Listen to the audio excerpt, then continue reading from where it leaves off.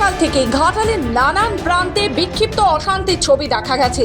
এদিন সকালে ভোট গ্রহণ শুরু হতেই দৌলত চকে তৃণমূলের বুথ এজেন্টকে বুথে ঢুকতে না দেওয়ার অভিযোগ উঠেছিল বিজেপির বিরুদ্ধে, যার জেরে উত্তপ্ত হয়ে ওঠে পরিস্থিতি।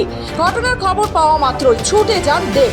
সংবাদ মাধ্যমের মুখোমুখি হয়ে সকলকে নির্ভয়ে ভোট দেওয়ার আবেদন করেন তিনি।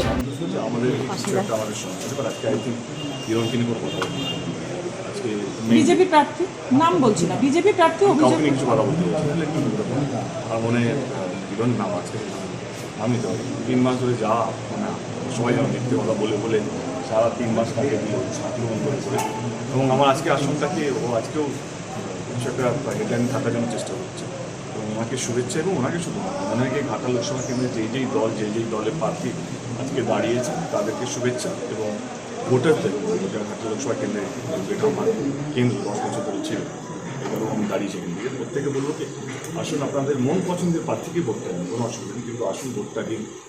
আমাদেরকে একটা যেহেতু এই বছর পার্সেন্টেজ অফ ভোট অনেকটাই কমে গেছে আগের থেকে, আমি চাই অন্তত ঘাটাল লোকসভা কেন্দ্রে নিজেদের ডিগনিটিটা বা যেই পার্সেন্টেজ অফ ভোট আগে করতো সেই পার্সেন্টেজ অফ ভোট যেন এইবারে হয় এবং প্রত্যেকটা মানুষ তার অধিকারটা যেন পায়। এরপর ঘাটাল লোকসভা কেন্দ্রের কেশপুরে কোমরা 117 ও 119 নম্বর বুথে বিজেপির পোলিং এজেন্টদের বসতে দেওয়া হচ্ছে না, এই অভিযোগ পেয়ে আসেন হিরণ।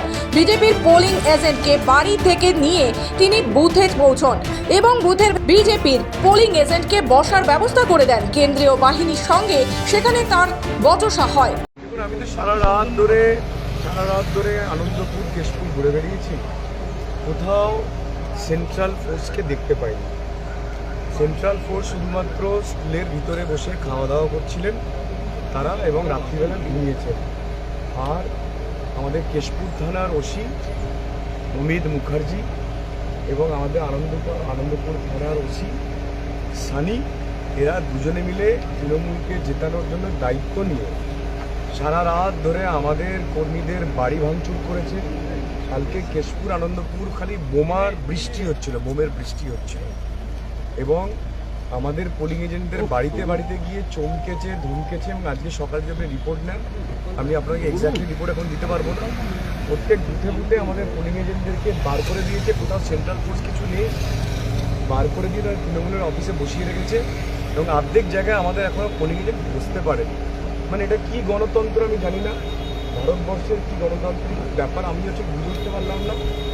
এরকম পঞ্চায়েত ভোটেতেও হয়নি, পঞ্চায়েত ভোটেতেও এরকম কোনো নির্বাচন আমরা দেখিনি। নির্বাচন কমিশন কি করতে চাইছে, কেন করতে চাইছে, সেটা আমরা কেউ বুঝে উঠতে পারছি না। আমাদের কর্মীদের সারা রাত ধরে আত্মনাদ, সারা রাত জুড়ে আমরা সেই কর্মীদেরকে সাহস জুগিয়েছি, এছাড়া আমাদের কাছে কিছু করার নেই। যদিও এসবের মাঝে দুপুর 3টে পর্যন্ত ঘাটাল লোকসভা কেন্দ্রে মোট ভোটের হার 71%। ব্যুরো রিপোর্ট, খবর বাংলা।